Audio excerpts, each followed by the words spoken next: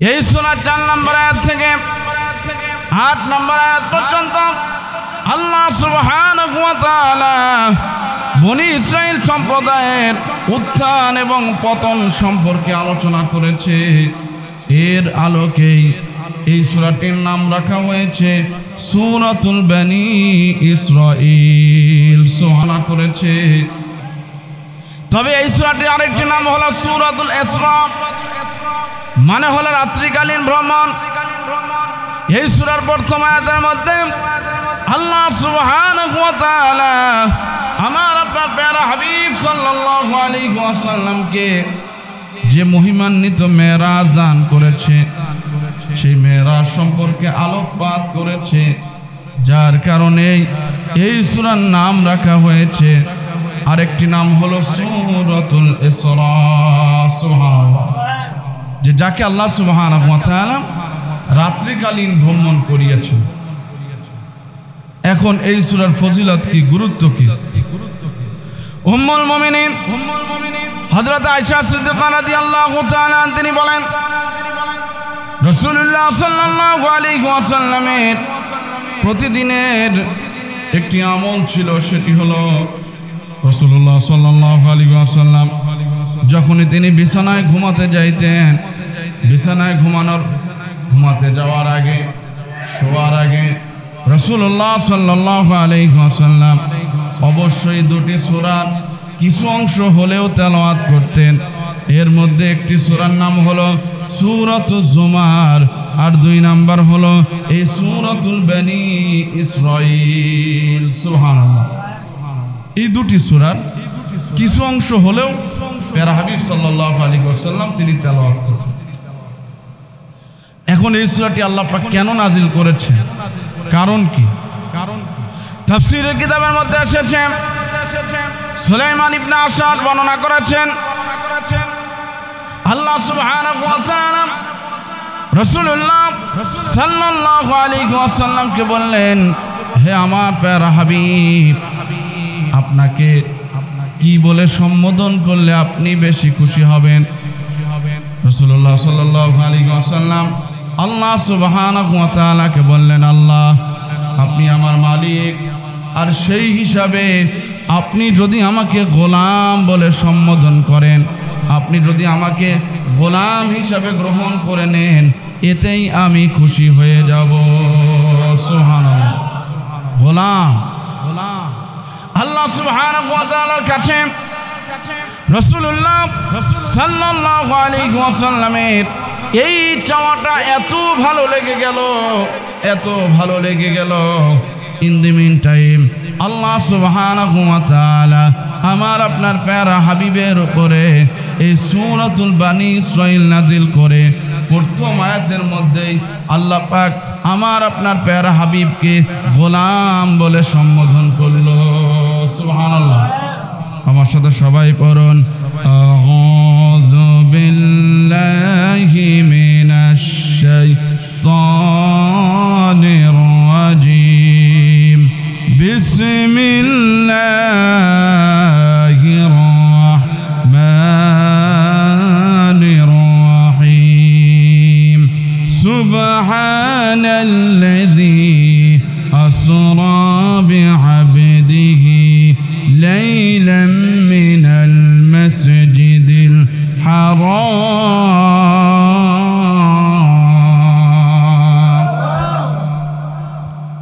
এই সূরাতুল বনি ইসরাইলের মধ্যে আল্লাহ সুবহানাহু ওয়া তাআলা 3টি বিষয় আলোচনা করেছেন। 1 নম্বর তাওহীদ, 2 নম্বর রিসালাত, 3 নম্বর আখিরাত। তবে আল্লাহ সুবহানাহু ওয়া তাআলা এই সূরার প্রথম আয়াতের মধ্যেই মেরাজ সম্পর্কে আলোচনা করেছে। সুবহানাল্লাহ বলেন। আল্লাহ সুবহানাহু ওয়া তাআলা সৃষ্টির সূচনা লগ্ন থেকে মানব জাতির জন্য একটি বছর সমান সৌর বছর হিসাবে 365 দিন, আর চন্দ্র বছর হিসাবে 354 দিন নির্ধারণ করে দিয়েছেন। এই 365 দিন অথবা 354 দিনের প্রতিটি দিনই আল্লাহর কাছে অত্যন্ত দামি, মানব জাতির আখিরাতের পথে সংগ্রহ করার জন্য খুবই গুরুত্বপূর্ণ।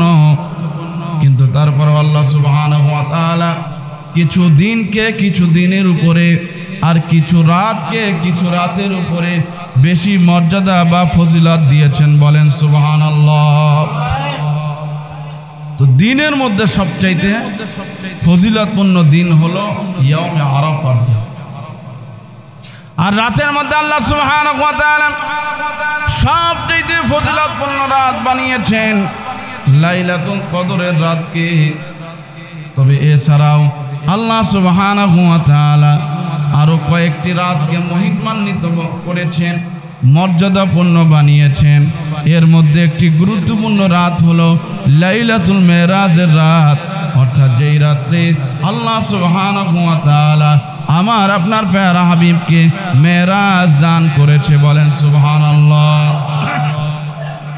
যে রাত্রে মেরাজ দান করেছে ওই সময়ের এমন নিদর্শন যেটি তৎকালীন সমসাময়িক যে কোনো শক্তিকে পরাস্ত করে দেয়। সুবহানাল্লাহ। এমন নিদর্শন যেটি দেখে মানুষ অনেকেই আল্লাহ সুবহানাহু ওয়া তাআলার উপরে ঈমান আনে। সম্মানিত উপস্থিতি, তো আল্লাহ সুবহানাহু ওয়া তাআলা আমার আপনার প্যারা হাবিব সাল্লাল্লাহু আলাইহি ওয়াসাল্লামকে যে 2500 মর্যাদা দান করেছেন, এই 2500 মর্যাদার মধ্যে সর্বশ্রেষ্ঠ মর্যাদা হলো এই মহাগ্রন্থ আল কোরআন। সুবহানাল্লাহ বলেন। সবচেয়ে বড় মর্যাদার নাম হলো কি? কোরআন। এটা একটি মিরাকল গ্রন্থ যে এটির বিরুদ্ধে যারাই উঠে পড়ে লাগে অথবা এটির বিরোধিতা যারাই করতে আসে তারাই কোরআনের ছায়াতলে চলে আসে। সুবহানাল্লাহ বলেন।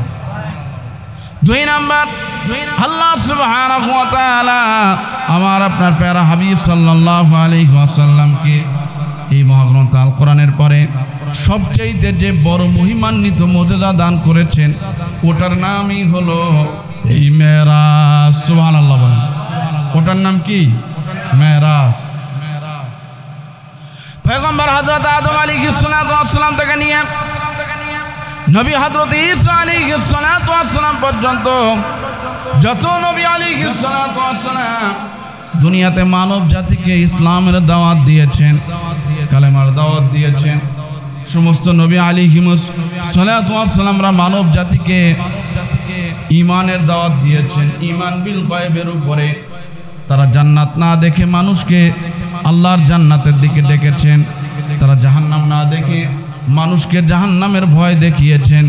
একমাত্র ব্যতিক্রম হলো আমার আপনার প্যারা হাবিব সাল্লাল্লাহু আলাইহি ওয়াসাল্লাম, যাকে আল্লাহ সুবহানাহু ওয়া তাআলা মেরাজের মতো মহিমান্বিত নিয়ামত দান করে আল্লাহর জান্নাত দেখিয়েছেন, জাহান্নামের আযাব দেখিয়েছেন।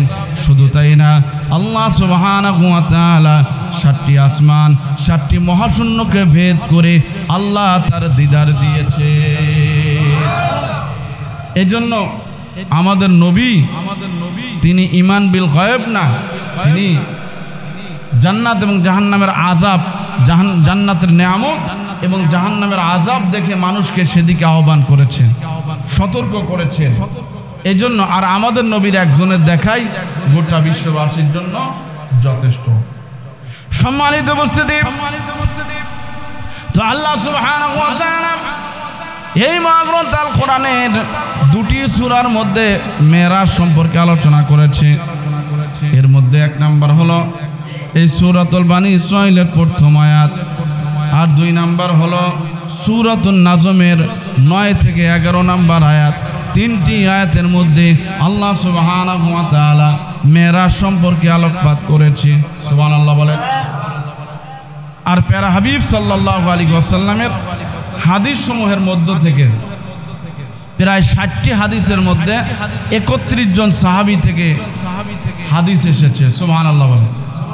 এই জোরে বলেন সুবহানাল্লাহ।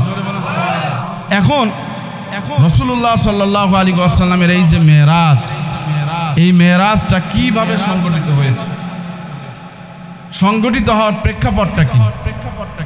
সেটি হলো যে রাসূলুল্লাহ সাল্লাল্লাহু আলাইহি ওয়াসাল্লাম জাহেলি জামানায় ভ্রষ্টতার অন্ধকারের মধ্যে রাসূলুল্লাহ সাল্লাল্লাহু আলাইহি ওয়াসাল্লাম এমন সময় তিনি আরবের বুকে জন্মগ্রহণ করলেন যখন আরবের মধ্যে অন্ধকারের কোনো সীমা ছিল না। আরবের মানুষেরা ঘোর অন্ধকারের মধ্যে ছিল। আল্লাহ সুবহানাহু ওয়া তাআলা এই কালামে হাকিমের সূরাতুন নূরের 40 নম্বর আয়াতের মধ্যে আল্লাহ বলেছেন, যুলুমাতুন বা'দুহা ফাওকা বা'দ লাম ইয়াকাদ ইয়ারাহা ইযা আখরাজা ইয়াদাহু লাম ইয়াকাদ ইয়ারাহা। এমন ঘোর অন্ধকার যে অন্ধকারের মধ্যে নিজের হাতকেও দেখা যেত না। উদাহরণ দিয়ে আল্লাহ পাক বলেছেন যে এত বড় ঘোর অন্ধকারের মধ্যে মানুষ নিমজ্জিত অবস্থায় ছিল। ঠিক সেই মুহূর্তে আল্লাহ সুবহানাহু ওয়া তাআলা আমার আপনার প্যারা হাবিব সাল্লাল্লাহু আলাইহি ওয়াসাল্লামকে আরবের বুকে যখন জন্মগ্রহণ করালেন, আমার আপনার প্যারা হাবিব সাল্লাল্লাহু আলাইহি ওয়াসাল্লাম তিনি যখন আরবের বুকে জন্মগ্রহণ করলেন, আমার আপনার প্যারা হাবিবের আগমনের মাধ্যমে এবং এই কোরআন নাজিল হওয়ার মাধ্যমে শুধু আরব না, গোটা দুনিয়ার অন্ধকারগুলি আস্তে আস্তে দূরীভূত হওয়া শুরু হয়ে গেল। জোরে বলেন সুবহানাল্লাহ। তো সম্মানিত হাজরিন, রাসূলুল্লাহ সাল্লাল্লাহু আলাইহি ওয়াসাল্লাম 40 বছর বয়সে নবুয়ত প্রাপ্ত হলেন। রাসূলুল্লাহ সাল্লাল্লাহু আলাইহি ওয়াসাল্লাম গোপনে 3 বছর কালেমার দাওয়াত দিলেন। প্যারা হাবিব সাল্লাল্লাহু আলাইহি ওয়াসাল্লামের হায়াতের জিন্দেগি হলো 43, নবুয়তের বয়স হলো 3। ইন দি মিন টাইম আল্লাহ সুবহানাহু ওয়া তাআলা আমার আপনার প্যারা হাবিবের উপরে সূরাতুল হিজর 94 নম্বর আয়াত, সূরাতুশ শুআরা 214 নম্বর আয়াত নাযিল করে বললেন, ইয়া রাসূলুল্লাহ, ইয়া হাবিবাল্লাহ, এই কালেমার দাওয়াত আর গোপনে দেওয়া যাবে না। ইসলামের কথা আর গোপনে বলা যাবে না। প্রকাশ্যভাবে আপনি মানুষকে কালেমার দাওয়াত দেওয়া শুরু করেন। রাসূলুল্লাহ সাল্লাল্লাহু আলাইহি ওয়াসাল্লাম প্রকাশ্যভাবে যখন তিনি কালেমার দাওয়াত দেওয়া শুরু করলেন, ঠিক সেই মুহূর্তে আমার আপনার প্যারা হাবিব সাল্লাল্লাহু আলাইহি ওয়াসাল্লামের উপরে অত্যাচার নির্যাতনের, সাহাবায়ে কেরামদের উপরে অত্যাচার নির্যাতনের স্টিম রোলার শুরু হয়ে গেল। নাউজুবিল্লাহ। প্রচণ্ড অত্যাচার নির্যাতন শুরু হয়ে গেল। এমনকি সাহাবায়ে কেরাম রিদওয়ানুল্লাহি তাআলা আলাইহিম আজমাইন মক্কা থেকে মদিনায় হিজরত করতে বাধ্য হলেন। বিশেষ করে রাসূলুল্লাহ সাল্লাল্লাহু আলাইহি ওয়াসাল্লাম প্রায় 3 বছর 7 থেকে নিয়ে 10 পর্যন্ত, অথবা 8 থেকে নিয়ে 11 পর্যন্ত, অথবা 9 থেকে নিয়ে 12 পর্যন্ত তিনি দীর্ঘ 3টি বছর তিনি শিয়াবে আবি তালিব নামক কারাগারের মধ্যে আবদ্ধ অবস্থায় থাকেন। এরপরে শিয়াবে আবি তালিব নামক কারাগার থেকে রাসূলুল্লাহ সাল্লাল্লাহু আলাইহি ওয়াসাল্লাম বের হওয়ার পরে রাসূলুল্লাহ সাল্লাল্লাহু আলাইহি ওয়াসাল্লাম তিনি দেখলেন আরবের জমিন ইসলামের জন্য উর্বর না, আরবের মানুষেরা ইসলাম গ্রহণ করবে না, কালেমার ছায়া তলে আসবে না। রাসূলুল্লাহ সাল্লাল্লাহু আলাইহি ওয়াসাল্লাম তিনি তার পালক পুত্র হযরত যায়েদ ইবনে হারেস রাদিয়াল্লাহু তাআলা তাকে সঙ্গে নিয়ে মক্কা থেকে 60 কিলোমিটার দূরে তায়েফবাসীকে ইসলামের দাওয়াত দেওয়ার জন্য গেলেন। সেখানে যাওয়ার পরে রাসূলুল্লাহ সাল্লাল্লাহু আলাইহি ওয়াসাল্লাম সেখানেও কোনো আশানুরূপ কোনো সাড়া পেলেন না। তায়েফবাসীরা কালেমা পড়ল না, ইসলামের ছায়াতলে আসলো না। শুধু তাই না, তায়েফবাসীরা উচ্ছৃঙ্খল কিছু যুবকদেরকে আমার আপনার প্যারা হাবিবের বিরুদ্ধে লেলিয়ে দিল, যারা আমার আপনার প্যারা হাবিবকে লক্ষ্য করে পাথরের আঘাত করলো। পাথরের আঘাতে আমার আপনার প্যারা হাবিব সাল্লাল্লাহু আলাইহি ওয়াসাল্লামের দেহ মুবারকটা ছিন্ন বিচ্ছিন্ন হয়ে গেল, ক্ষত বিক্ষত হয়ে গেল। বলেন নাউজুবিল্লাহ। দেহ মুবারক যখন রক্তাক্ত হয়ে গেল, রক্তমাখা শরীর হয়ে গেল, রাসূলুল্লাহ সাল্লাল্লাহু আলাইহি ওয়াসাল্লাম তিনি রক্তমাখা শরীর নিয়ে তিনি আবার মক্কার দিকে ফেরত আসলেন। রাসূলুল্লাহ সাল্লাল্লাহু আলাইহি ওয়াসাল্লাম তিনি মক্কায় ফেরত আসার পরে সেই বছর রাসূলুল্লাহ সাল্লাল্লাহু আলাইহি ওয়াসাল্লামের জীবনে 2 জন ব্যক্তি ছায়া হয়েছিলেন। কয়জন ব্যক্তি? জোরে বলেন কয়জন? এর মধ্যে একজন হলো তার চাচা আবু তালেব। সে যদিও ইসলাম গ্রহণ করেনি, কিন্তু তখনও রাসূলুল্লাহ সাল্লাল্লাহু আলাইহি ওয়াসাল্লামকে সার্বিক সহযোগিতা করছিলেন। বাহিরের যত প্রেশার ছিল, যত চাপ ছিল, সেগুলি চাচা আবু তালেবের কারণে সরাসরি আল্লাহ রসুলের উপরে আসতো না। সুবহানাল্লাহ। ঘরের মধ্যে খাদিজাতুল কুবরা রাদিয়াল্লাহু তাআলা প্যারা হাবিব সাল্লাল্লাহু আলাইহি ওয়াসাল্লাম তিনি যখন ভারাক্রান্ত হৃদয় নিয়ে বাড়িতে ফিরতেন, উম্মুল মুমিনিন হযরত খাদিজাতুল কুবরা রাদিয়াল্লাহু তাআলা প্যারা হাবিব সাল্লাল্লাহু আলাইহি ওয়াসাল্লামকে সান্ত্বনা দিতেন। সুবহানাল্লাহ। তো দুটি ডাল ছিল, দুটি ছায়া ছিল, একই বছর 1 মাসের ব্যবধানে। আবু তালেব দুনিয়া থেকে বিদায় নেওয়ার পরে উম্মুল মুমিনিন হযরত আয়েশা সিদ্দিকা রাদিয়াল্লাহু তাআলা তিনিও দুনিয়া থেকে বিদায় নিলেন। রাসূলুল্লাহ সাল্লাল্লাহু আলাইহি ওয়াসাল্লাম আরো বেশি ভেঙে পড়লেন, যার কারণে এই বছরকে বলা হয় আমুল হুজন, মানে দুঃখের বছর, কষ্টের বছর। একের পর এক রাসূলুল্লাহ সাল্লাল্লাহু আলাইহি ওয়াসাল্লামের উপর দিয়ে পরীক্ষা যাচ্ছিল, সাহাবায়ে কেরামদের উপরে পরীক্ষা চলছিল। ঠিক সেই মুহূর্তে আল্লাহ সুবহানাহু ওয়া তাআলা আমার আপনার প্যারা হাবিব সাল্লাল্লাহু আলাইহি ওয়াসাল্লামকে এই মহিমান্বিত মেরাজ দান করলেন। সুবহানাল্লাহ বলে। আল্লাহ সুবহানাহু ওয়া তাআলা আমার আপনার প্যারা হাবিব সাল্লাল্লাহু আলাইহি ওয়াসাল্লামকে ডেকে নিয়ে গেলেন 7টি মহাশূন্য, 7টি আসমান ভেদ করে আল্লাহ পাকের দিদার দিলেন। সুবহানাল্লাহ বলেন। দিদার দিয়ে বললেন, ইয়া রাসূলুল্লাহ, ইয়া হাবিবাল্লাহ, দুনিয়ার সবাই যদি আপনার বিরুদ্ধে যায়, তারপরও আপনি মনটা খারাপ করবেন না। দুনিয়ার সবাই আপনার বিরোধিতা করে কোনো ক্ষতি করতে পারবে না, কেননা আমি আল্লাহ আপনার সাথে আছি। সুবহানাল্লাহ। আরো জোরে বলেন সুবহানাল্লাহ। যে আমি আল্লাহ তো আছি, আপনার উপরে কি কষ্ট চলছে, মক্কার মানুষেরা কি কষ্ট দিচ্ছে, সেটি তো আমি আল্লাহ দেখছি। আপনি আসেন, আপনি আমার দিদার লাভ করেন, আপনি আমার গোটা বিশ্ব জগৎকে দেখেন, দেখার পরে আপনি বুঝতে পারবেন আমি কি অনন্ত অসীম জান্নাত আপনার জন্য, আপনার উম্মতের জন্য তৈরি করেছি। সুতরাং দুনিয়ার এই কষ্ট এটি ক্ষণস্থায়ী। কথা বলেন ঠিক কিনা? এই ধরে বলেন, কথা বলেন ঠিক কিনা? আখিরাতের সুখ এটা হলো চিরস্থায়ী। তো আল্লাহ সুবহানাহু ওয়া তাআলা আমার আপনার প্যারা হাবিব সাল্লাল্লাহু আলাইহি ওয়াসাল্লামকে এই মেরাজ দিলেন। এখন এই মেরাজ এইটা কয় তারিখে হয়েছে, কোন তারিখে হয়েছে? ঐতিহাসিকরা মেরাজের তারিখ নিয়ে 9টি মত দিয়েছে। এর মধ্যে সর্বাধিক এবং গ্রহণযোগ্য মত হলো আল্লাহ সুবহানাহু ওয়া তাআলা আমার আপনার প্যারা হাবিব সাল্লাল্লাহু আলাইহি ওয়াসাল্লামকে এই রজব মাসের 26 তারিখ দিবাগত রাত্রে মহিমান্বিত মেরাজ দান করেছে। সুবহানাল্লাহ বলে। এখন এই মেরাজ কি স্বপ্নযোগে হয়েছে না সশরীরে হয়েছে? এটার দুটি মত রয়েছে। এর মধ্যে এক নম্বর হলো তাফসীর ইবনে কাসীরের মধ্যে এসেছে আল্লাহ সুবহানাহু ওয়া তাআলা আমার আপনার প্যারা হাবিব সাল্লাল্লাহু আলাইহি ওয়াসাল্লামকে স্বপ্ন যোগে মেরাজ দান করেছে 20 বার। কয়বার? 20 বার। তবে একটা কথা মনে রাখতে হবে, নবীদের স্বপ্ন হলো ওহীর অন্তর্ভুক্ত। নবীরা যেটা স্বপ্নে দেখে ওটা আল্লাহর আদেশ, ওটা শরীয়তের অন্তর্ভুক্ত হয়ে যায়।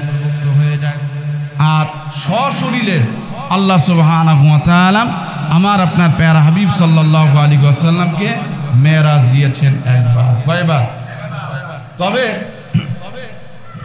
স্বপ্নযোগে যে মেরাজ এটা সবাই অনেক সময় বিশ্বাস করে না যে হতে পারে স্বপ্নযোগে, কিন্তু সশরীরে মেরাজ এটা আসলেই এটা অবিশ্বাস্য, একটি বিস্ময়কর বিষয়। কথা বলেন ঠিক কিনা? জোরে বলেন ঠিক কিনা? সম্মানিত হাজরিন, এর কারণ হলো এই যে আমরা সূর্য দেখি, এই যে অন্যান্য গ্রহ দেখি, যত তারকারাজি আমরা দেখি, নেপচুন, বুধ গ্রহ, আরও যত গ্রহ রয়েছে এগুলি সব হলো মহাশূন্যে। এগুলি সব কোথায়? মহাশূন্যে। সূর্যের তাপমাত্রা হলো 1,40,00,000 সেন্টিগ্রেড। এরকম আরো যত গ্রহ রয়েছে যেগুলি তাপমাত্রা আরো লক্ষ কোটি গুণ বেশি। এই যে মহাশূন্যে এরকম বিশাল তাপওয়ালা যে আপনার গ্রহগুলি রয়েছে, এই গ্রহগুলিকে ওভারকাম করে পাস করে এরপরে 7টি আসমানকে পাস করে আল্লাহর আরশে আজিমে যাওয়া, আল্লাহ পাকের দিদার লাভ করা, এটা একটি বিস্ময়কর বিষয়। কথা বলেন ঠিক কিনা? জোরে বলেন ঠিক কিনা? এই জন্য বর্তমান দুনিয়ার বিজ্ঞানরা এটা বিশ্বাস করতে চায় না। বর্তমান দুনিয়ার বিজ্ঞান বলে এত বড় পাওয়ারফুল গ্রহগুলিকে অতিক্রম করে উপরে যাওয়া কোনোভাবে সম্ভব না। 2 নম্বর, বর্তমান দুনিয়ার বিজ্ঞানরা বলে মহাশূন্যে উঠলে একটি পরিধি আছে, সেই পরিধির উপরে গেলেই আপনার সেই পরিধির উপরে যাওয়ার পরে সেখানে আর কোনো বায়ুমণ্ডল থাকে না, অক্সিজেন থাকে না। মানুষের সেই অবস্থায় মৃত্যুর সম্ভাবনা বেশি থাকে। যেমন দেখবেন পৃথিবীর যে সমস্ত বড় বড় পর্বতমালা রয়েছে, মাউন্ট এভারেস্ট সহ পৃথিবীর যত বড় বড় পর্বতমালা রয়েছে, এই বড় বড় পর্বতমালাগুলি উপরে দেখবেন অক্সিজেন নিয়ে যাওয়া লাগে, কারণ সেখানে কোনো অক্সিজেন থাকে না। সেখানে অক্সিজেন শূন্যতায় ভোগার কারণে সেখানে অক্সিজেন নেই। এমনকি যেই সমস্ত বিমানগুলি রয়েছে এগুলি যখন নির্ধারিত পথের উপরে উঠে যায় সেখানে তার অক্সিজেন শূন্য হয়ে যায়, বায়ুমণ্ডল শূন্য হয়ে যায়, সেখানে অক্সিজেনের প্রয়োজন হয়। এই জন্য অনেক বিমান রয়েছে যে বিমানগুলিতে আপনার অক্সিজেন সেট করা লাগে, সে অক্সিজেন নিয়ে বিমানকে উপরে উড্ডয়ন করতে হয়, কারণ যে কোনো মুহূর্তে অক্সিজেন শূন্যতা হলে পৃথিবীর মানুষগুলি মারা যাবে, বিমানে যারা যাত্রী রয়েছে তারা মারা যাবে। পয়গম্বর হযরত ইব্রাহিম আলাইহিস সালাম তিনাকে যখন অগ্নিকুণ্ডে নিক্ষেপ করা হয়েছিল, দীর্ঘ 40 দিন তিনি ওই অগ্নিকুণ্ডের মধ্যে ছিলেন, কিন্তু তার সেখানে কিছুই হয়নি। আল্লাহ বললেন ইয়া নারু কুনি বারদাও ওয়া সালামান আলা ইব্রাহিম।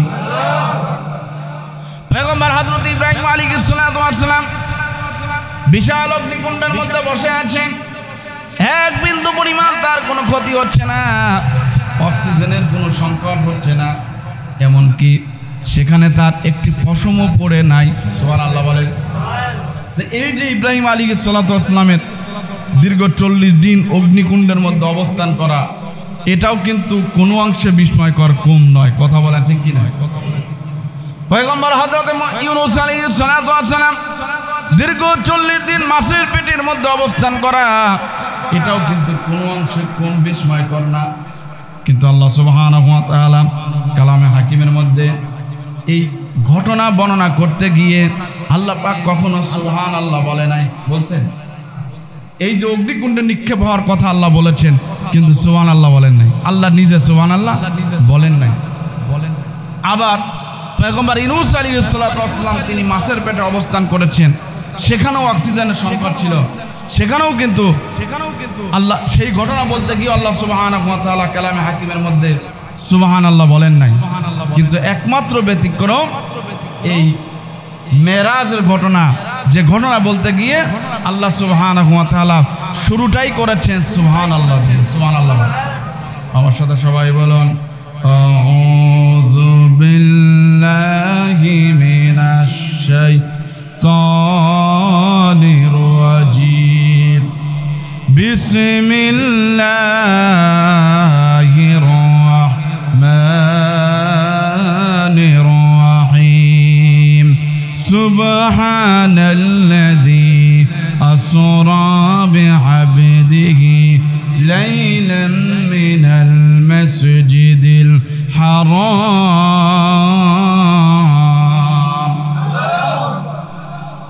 সম্মানিত হাজিরিন, এখানে আল্লাহ সুবহানাহু ওয়া তাআলা মেরাজের ঘটনা বর্ণনা করতে গিয়ে সুবহানাল্লাহ দিয়ে শুরু করেছেন। আল্লাহ বলেন সুবহানাল্লাহ। আমরা যখন কোনো আনন্দের সংবাদ শুনি তখন বলি কি সুবহানাল্লাহ। কোনো বিস্ময়কর সংবাদ শুনলে আমরা বলি সুবহানাল্লাহ। আর কোনো মানে সুখের সংবাদ বা কোনো নিয়ামত পেলে আমরা বলি কি আলহামদুলিল্লাহ। কিন্তু আল্লাহ পাক বলছেন সুবহানাল্লাহ। তা আল্লাহ নিজে যে সুবহানাল্লাহ বলে শুরু করেছেন, তাহলে এই ঘটনা শুধু বিস্ময়কর না, এটা মহান বিস্ময়কর। কথা বলেন ঠিক কিনা? যে বিস্ময়কর কিয়ামত পর্যন্ত দুনিয়ার সব বিজ্ঞানীরা গবেষণা করবে, কিন্তু তারপরেও এই মেরাজের বিস্ময় কখনো শেষ হবে না। নাস্তিক মার্কা বিজ্ঞানীরা এটাকে স্বীকার করে না, কিন্তু যারা আল্লাহর অস্তিত্ব স্বীকার করে। সাল্লামের সিনা মুবারককে চাক করা হয়েছিল মোট 4 বার। কয়বার? জোরে বলেন কয়বার? এর মধ্যে 1 নাম্বার, রাসূলুল্লাহ সাল্লাল্লাহু আলাইহি ওয়াসাল্লামের বয়স যখন 4 বছর, রাসূলুল্লাহ সাল্লাল্লাহু আলাইহি ওয়াসাল্লাম মদিনায় তখন ছিলেন। তিনি মা হালিমাতুস সাদিয়ার গৃহে তাকে লালন পালন করার জন্য পাঠানো হয়েছিল। তিনি সেখানে থাকা অবস্থায় গৃহ থেকে কিছুটা দূরে খেলাধুলা করার জন্য বের হয়েছিলেন। সেই জায়গাতেই ফেরেশতারা এসে তার সিনা মুবারককে অপারেশন করে চাক করে তার বক্ষটাকে বিদীর্ণ করে, বিদারণ করে। এর মাধ্যমে রাসূলুল্লাহ সাল্লাল্লাহু আলাইহি ওয়াসাল্লামের সিনা থেকে খেলাধুলার আগ্রহকে দূর করে দেওয়া হয়। সুবহানাল্লাহ বলেন। 2 নাম্বার, রাসূলুল্লাহ সাল্লাল্লাহু আলাইহি ওয়াসাল্লামের বয়স যখন হলো 10 বছর, আবার তার সিনা মুবারক চাক করা হয়। এর মাধ্যমে তার হৃদয় থেকে গুনাহের আগ্রহকে দূর করে দেওয়া হয়। 3 নাম্বার, রাসূলুল্লাহ সাল্লাল্লাহু আলাইহি ওয়াসাল্লামের বয়স যখন 40 বছর বয়সে আল্লাহ সুবহানাহু ওয়া তাআলা আমার আপনার প্যারা হাবিব সাল্লাল্লাহু আলাইহি ওয়াসাল্লামকে যখন নবুয়ত প্রদান করলেন, সেই মুহূর্তে তৃতীয়বার আবার প্যারা হাবিব সাল্লাল্লাহু আলাইহি ওয়াসাল্লামের সিনা মুবারককে চাক করা হয়, অপারেশন করা হয়। এর মাধ্যমে রাসূলুল্লাহ সাল্লাল্লাহু আলাইহি ওয়াসাল্লামের সিনা মুবারক যেন ওহীকে ধারণ করতে পারে সেই ব্যবস্থা করা হয়। সুবহানাল্লাহ। আর এরপরে রাসূলুল্লাহ সাল্লাল্লাহু আলাইহি ওয়াসাল্লামকে যখন নবুয়তের একাদশ সনে মেরাজ দেওয়া হয়, যেহেতু রাসূলুল্লাহ সাল্লাল্লাহু আলাইহি ওয়াসাল্লাম তিনি এই পার্থিব জগতের মানুষ, তিনি ঊর্ধ্ব জগতে সফর করবেন। ঊর্ধ্ব জগতের পরিবেশের সাথে, আবহাওয়ার সাথে তিনি যেন অ্যাডজাস্ট করতে হতে পারেন। এই ভ্রমণের মধ্যে তার মধ্যে যেন কোনো ভীতির সঞ্চার না হয়, তার হৃদয়ে যেন সাহসিকতা সঞ্চার হয়। এই জন্য আল্লাহ সুবহানাহু ওয়া তাআলা চতুর্থবার তার সিনা মুবারককে চাক করেন এই মেরাজের সময়। বলেন সুবহানাল্লাহ। যখন সিনা মুবারককে চাক করলেন, রাসূলুল্লাহ সাল্লাল্লাহু আলাইহি ওয়াসাল্লামের সিনা মুবারকের মধ্যে ঈমান এবং হিকমতকে প্রবেশ করিয়ে দেওয়া হলো, মোহরে নবুয়তকে লাগিয়ে দেওয়া হলো, বুরাক নামক যানবাহনকে সামনে নিয়ে আসা হলো। সুবহানাল্লাহ বলেন। বাকি অংশটি আমি আগামী সপ্তাহে বলবো। তো যাই হোক, এই রজব মাস, শাবান মাস, এগুলি মহিমান্বিত মাস। কথা বলেন ঠিক কিনা? এই মহিমান্বিত মাসে আল্লাহ পাক কালামে হাকিমের মধ্যে বলেছে, তাআওয়ানু আলাল বিররি ওয়াত তাকওয়া ওয়া লা তাআওয়ানু আলাল ইসমি ওয়াল উদওয়ান, যে এই মহিমান্বিত মাসে তোমরা বেশি বেশি নেক আমলের প্রতিযোগিতা করো। রাসূলুল্লাহ সাল্লাল্লাহু আলাইহি ওয়াসাল্লাম বলেন, 2টা জিনিসের ব্যাপারে হিংসা করা যায় বা ঈর্ষা করা যায়।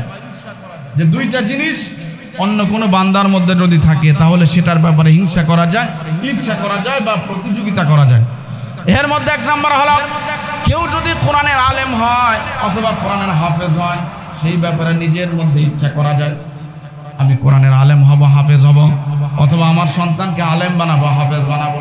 আর 2 নাম্বার, কেউ যদি দানশীল বান্দা হয়, আল্লাহ রাস্তায় যদি দান করে, তাহলে এই দানশীল হওয়ার ক্ষেত্রেও আপনি আমি ঈর্ষাপরায়ণ হতে পারি। অন্য কেউ দান করলে আমি নিজেও কি দানে আগ্রহী হতে পারি। এই জন্য সম্মানিত হাজিরিন, এই মহিমান্বিত মাস সময়ে আমরা কয়েকটি কাজ করতে পারি। তার মধ্যে অন্যতম হলো দোয়া। আগে মানুষের বাড়ি বাড়ি দোয়া ছিল, এখন দোয়া নাই। এখন সব দোষ খালি হুজুরদের উপরে চাপানো হয়। হুজুরা কেউ নিষেধ করে নাই দোয়া করতে। দোয়া কেন? দোয়ার দরকার আছে। যেমন মাঝে মাঝে আমি চিটাগাঙ্গে প্রত্যেক বাড়িওয়ালারা মাসে একবার দোয়ার আয়োজন করবে। এমনকি আমরা রহস্য করতাম, মাইন্ড করতো না, বলে হুজুর মাইন্ড রহস্য করলে আমরা আরো খুশি হই। কারণ এর তাসির পরিবারের উপরে পড়ে। এক নাম্বার নিজে দোয়া করা ব্যক্তিগতভাবে, পরিবারে মাঝে মাঝে দোয়ার আয়োজন করা, আর দুই নাম্বার দান সদকায় অগ্রগামী হওয়া, দান সদকায় এগিয়ে আসা। যেহেতু এই মাসগুলি হলো নেক আমলের মাস, এই মাসগুলি হলো দানের মাস। কথা বলেন।